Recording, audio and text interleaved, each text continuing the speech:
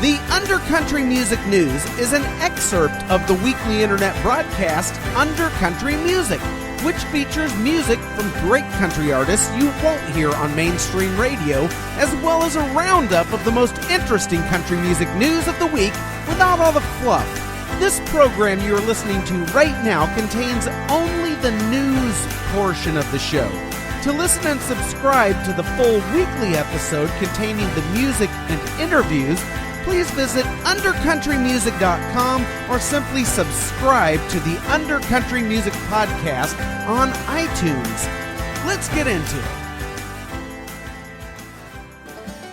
But now we're going to get into the Undercountry Music News! The Undercountry Music News is where I, your show host, Neil Smith, goes on to Google, and I Google the search term country music news, and any websites which show up on the front page of the search results that are supposed to have country music news, I go and I hold their feet to the fire, and I see what they got. A lot of these places got nothing. Some of these places got something, and a whole lot of nothing. And then there's a couple of places lately which has had a whole lot of stuff. So anyway, what I do is I go and I find the one or two actual news stories on these sites, and I bring them to you, and I give you my thoughts on them, on the stories of the week in country music. Oh, and if a website that's supposed to be reporting country music news is not actually reporting country music news, they get rewarded with the Undercountry Music News Wet Belch of the Week. Doggies. Let's get into it here. Okay, over at CMT. That's right, they got nothing, zero, zilch. They get the Undercountry Music News Wet Belch of the Week. And apparently crap is king because CMT topped the search results. And crap really is king, as you will see as we go through, because every other website had at least one interesting story. And there was actually a website that had a lot of interesting stories. So the fact that CMT could not bring any actual news this week is absolutely inexcusable as far as I'm concerned. They have no business being at the top of those search results. So let's move along. Country Weekly.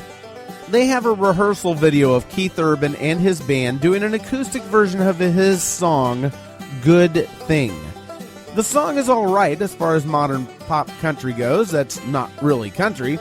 But, it's pretty cool seeing a rehearsal video released. But, honestly, I have my doubts about this thing because they were really tight on the song. It wasn't really a rehearsal in my book. It was more like a performance, and I think it was totally rigged. I don't think it was a real rehearsal because they weren't like sitting there and working out parts and like, oh, hey, I think you should do this here, or you should do this here, or, let me, bring this up a little bit. That's a rehearsal. They actually just walked into a back room, two guys on acoustic guitars, singing harmonies, and one guy beating on a cardboard box. That's not a rehearsal. That's an unplugged performance. Anyway, so I'm calling BS on the backroom rehearsal tape for Keith Urban. Also, over at countryweekly.com, they're talking about the big story that from last week about Blake Shelton tweeting out Adam Levine's personal cell phone number during a taping of The Voice. For real. Well, you know what? That's another one I think I'm gonna sit here and be skeptical about, because I think we know these guys know how to play the publicity game pretty darn good and drum up media. I don't think it was real. I think it was a total put on to get publicity because, they hang out together. They're not going to tweet each other's numbers. Blake Shelton doesn't want his number tweeted out. But anyway, that's all what they want us to believe, and I'm not buying it. Also over at Country Weekly. Am I making the point here that CMT hasn't done their job? Okay, anyway. Also over at Country Weekly, they're reporting that Wayne the Train Hancock has been hospitalized after having a motorcycle accident.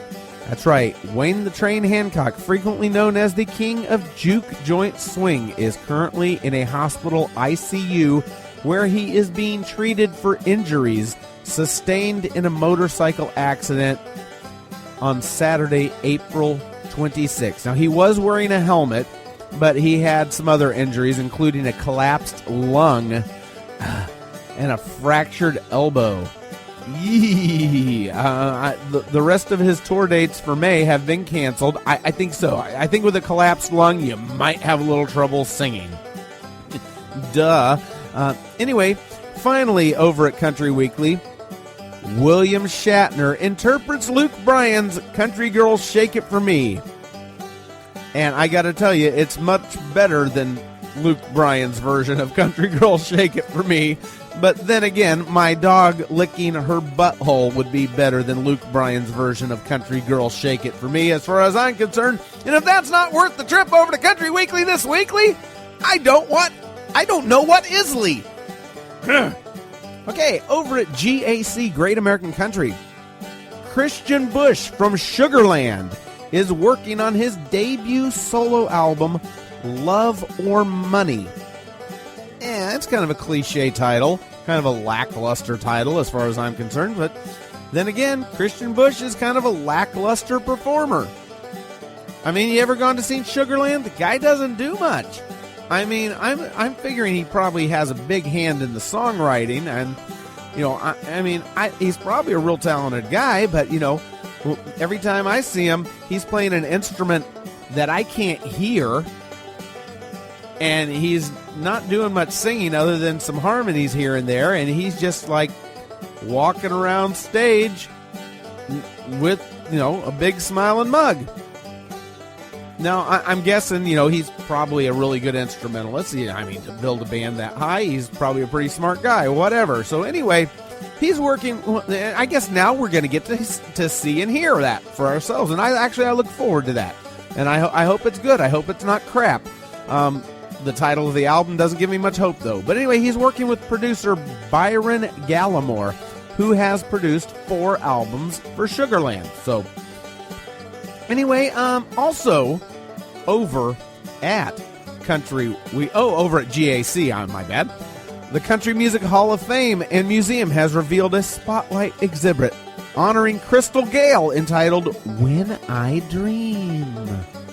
They always get these titles for these things, like Reba McEntire was All the Women I Am. Wasn't Patsy Cline's like Sweet Dreams of You? Whatever. Anyway, it features fashion, awards, and letters, family photos, and more from Crystal Gayle's groundbreaking career. Groundbreaking career? Didn't she have like one screwy hit? Don't It Make My Brown Eyes Blue? And she had hair like down to her feet. That's all I can remember Crystal Gayle being known for. One song and really, really long hair. Hey, whatever. You can milk that cow for 50 years. God bless you. All right. Oh, look. Also over at GAC. Am I underscoring how bad CMT did their job yet this week? Okay. The Old Crow Medicine Show will release their new album, Remedy, on July 1st through ATO Records. The album will feature catchy melodies and quirky lyrics.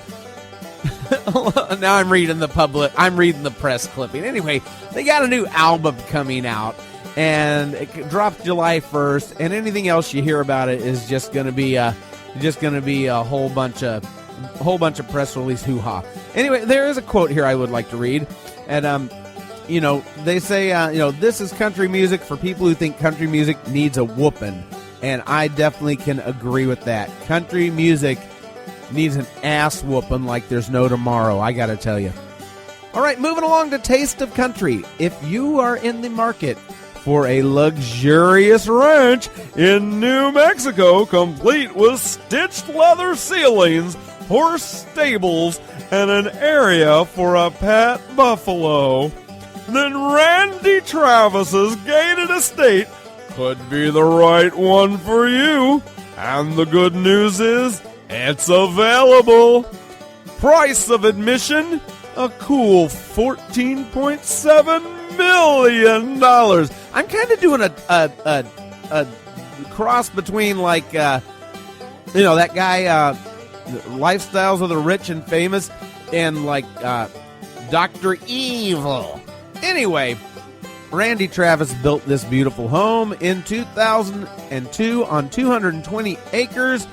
And if you want to see pictures of this just mind-blowing, awesome estate, wow, the southwestern estate, go take a look at those pictures over at Taste of Country.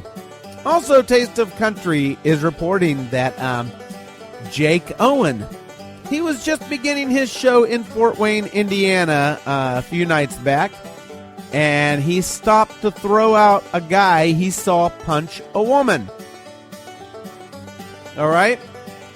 He said, if you're a man and you touch a woman, you're a bad dude, man. I gotta tell you, Jake Owen's one tough guy. I wouldn't cross him. He sees a guy punch a lady and he walks up, wags his fingers, and says, you're a bad dude, man. Anyway, the lady who got punched actually came on the Dan and Dude show, and she said she didn't know the guy who hit her. She said she was minding her own business. Of course, anyone who gets punched in the face says they're minding their own business, of course. And said some girl started getting mad at her for being in her way, and then grabbed her by her hair and took her to the ground and started dragging her. She put her hands up, and some guy that was with her wailed her in the eye. I gotta tell you, I think that's fishy. I'm not saying she should have gotten smoked in the eye, but I am saying that, people don't usually just attack you for no... I mean, I'm not saying it never happens. It does, but, people just paid a couple $100 to get in a concert. Something tells me that this lady did something and acted like a real a-hole, and probably turned around and gave him the finger or something like that. Not saying this was right, but the lady's fiance was there, and apparently he went after the guy, and girls fight, guys fight. Come on, it's a Randy Owen concert. It's a frickin' Randy Owen concert. What the hell? I mean, Randy Owen's pretty lackluster as an entertainer as it is. I mean, that's like going and getting in a fight at the Kenny Loggins concert. I mean, really, guys, are you freaking kidding me? Anyway, let's kick our heels on over to theboot.com at this time. Fans who have tickets to see Willie Nelson and Alison Krauss together in concert this next month, they're not going to be too happy. They've had to announce Alison Krauss has had to cancel and also reschedule shows because of health problems. And here's the official word that came down, quote unquote, from her person. Yeah, her person. Doesn't everybody want to have a person? Due to an unforeseen and urgent health concern that requires immediate attention, we have been forced to reschedule and unfortunately cancel a few select shows on the upcoming tour with Willie Nelson. This is from a post on her website. Back to the quoting. A list of the affected shows, along with makeup dates and ticket refund exchange policies, are listed below, and we sincerely apologize for any inconvenience. Now, the announcement doesn't actually state exactly what's wrong with Alison Krauss. She has previously canceled shows due to a vocal condition called dysphonia. Dysphonia? I mean, like dysphonia illness? Because I want to sit around and smoke weed in my trailer? I don't know. Anyway, dysphonia, I guess it really is an illness. It can result in a hoarse or rough voice, dryness of the throat, and the inability to sing in the upper range. No idea if that is the cause for these cancellations, but I got to tell you, I love listening to Alison Krauss sing. I mean, she sings a lot of stupid love songs like everyone else, but she also does a lot of cool stuff. She's like the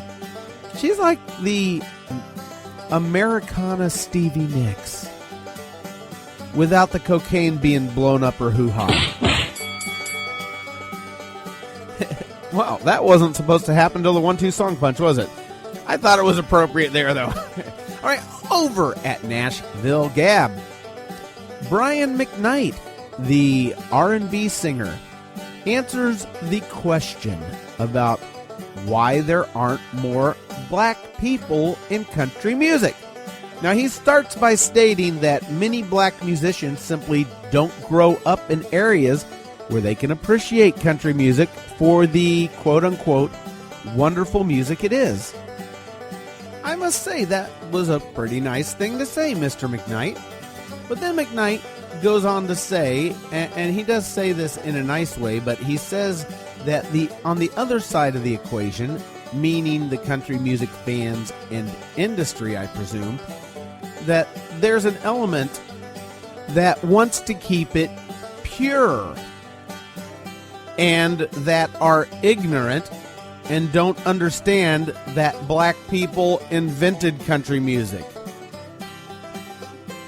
Okay, now I did just paraphrase what he said. To hear his exact words, go over to Nashville Gab, and you can click a play thing and listen to the actual audio of him saying that, okay? And you'll see he said it probably a little nicer than that, but I mean, that is what he said.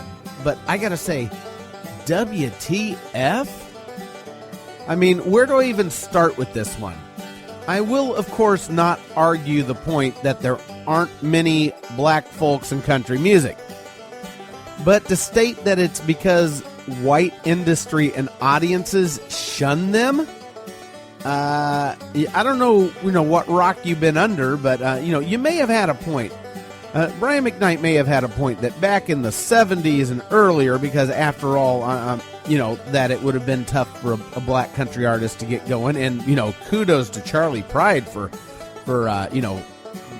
breaking through that wall and getting there, because that could not have been easy. Because, I mean, let's face it, what black person would have been suicidal enough as a young starting out artist to willingly walk into a raging honky-tonk back in the 70s, I mean, just picture it, with all their equipment.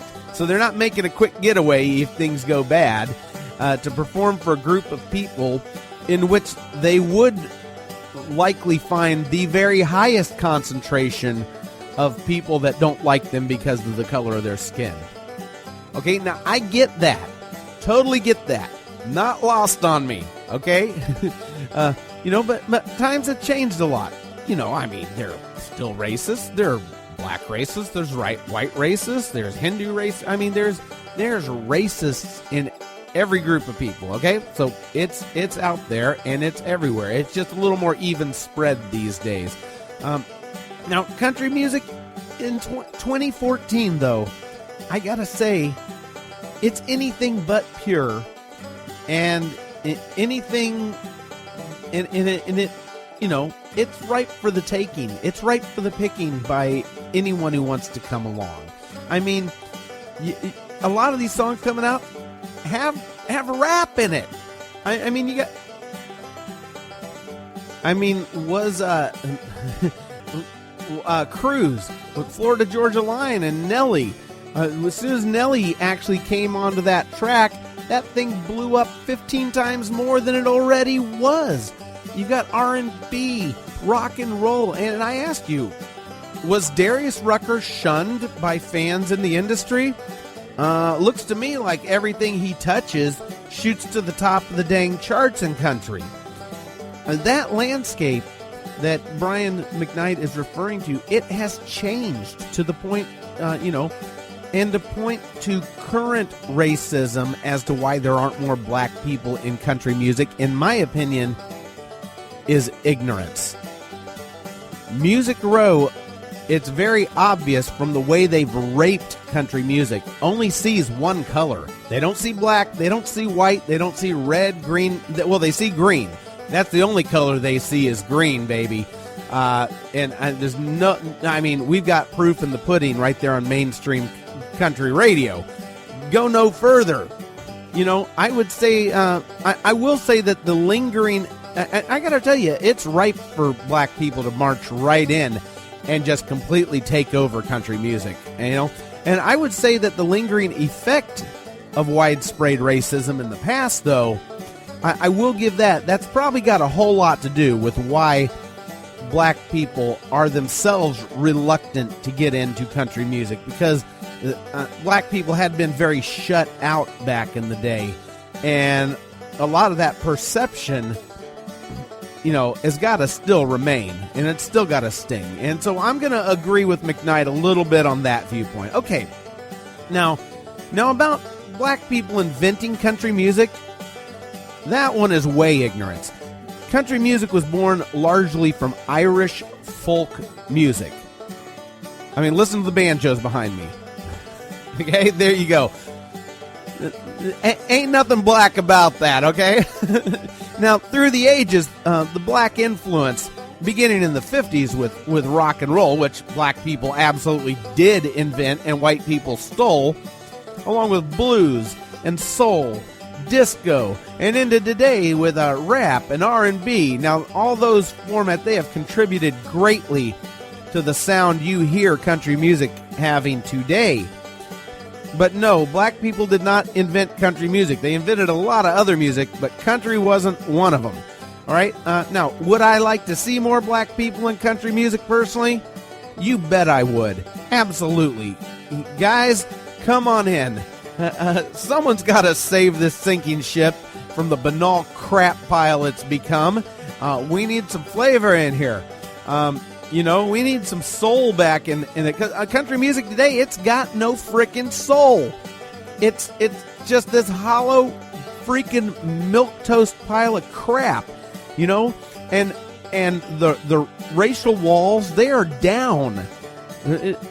There's no further proof than like Darius Rucker. I mean, you got Cowboy Troy, which hasn't been all that successful. Maybe not for a rapping country artist. You know, you'll get a little novelty buzz, but for black people who want to come in and sing country and bring the black influence into country, these barn doors are swung wide open for you. And I will tell you, you know, if it improves this junk we're hearing right now, I say come on in, guys.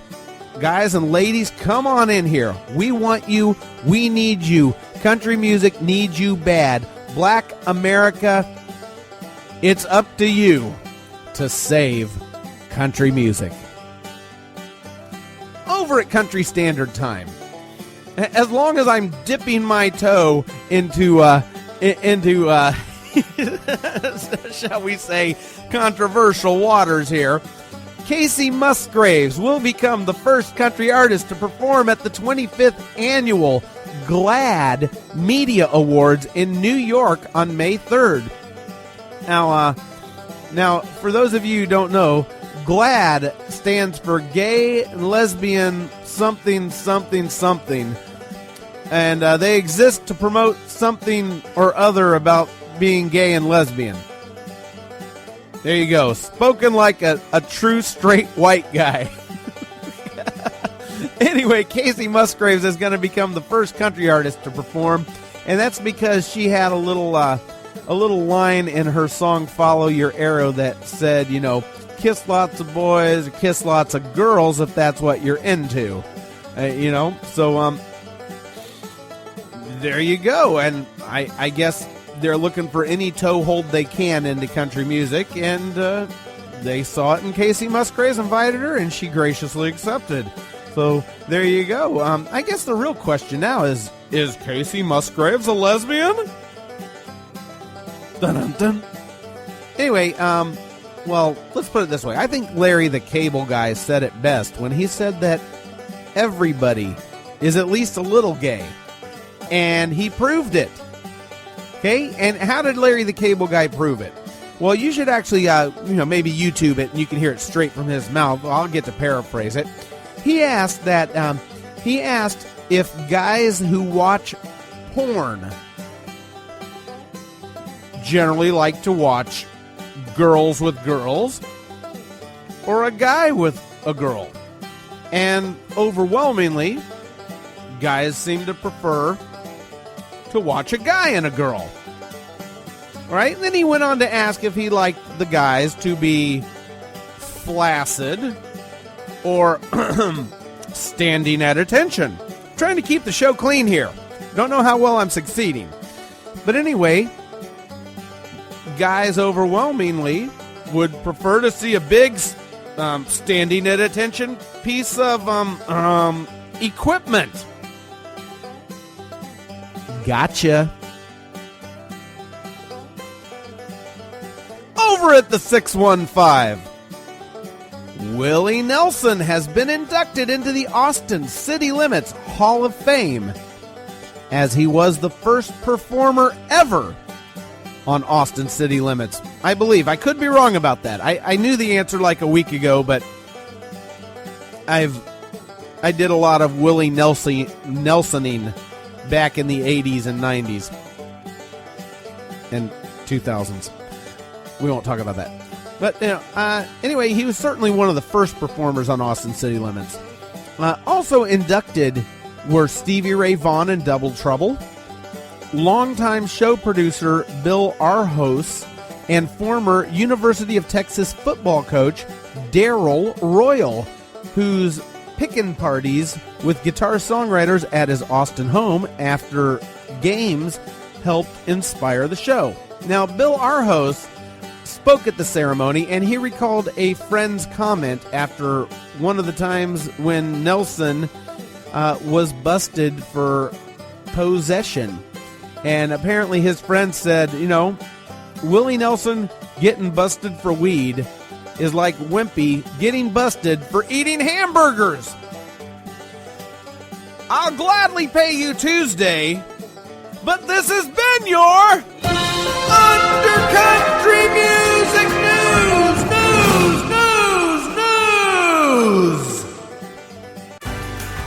Thank you for listening to the Undercountry Music News. The Undercountry Music News is just a small excerpt of the weekly hour-long internet broadcast Undercountry Music, where I, Neil Smith, not only round up the week in country music news and put my own spin on it, but I also play music and have great interviews by lesser-known original country acts, the kind that you won't hear on mainstream country radio. If you're thirsting for that, get on over to undercountrymusic.com, where you can listen and subscribe. You can also subscribe via iTunes to Undercountry Music. Thanks so much. Stay under, stay country.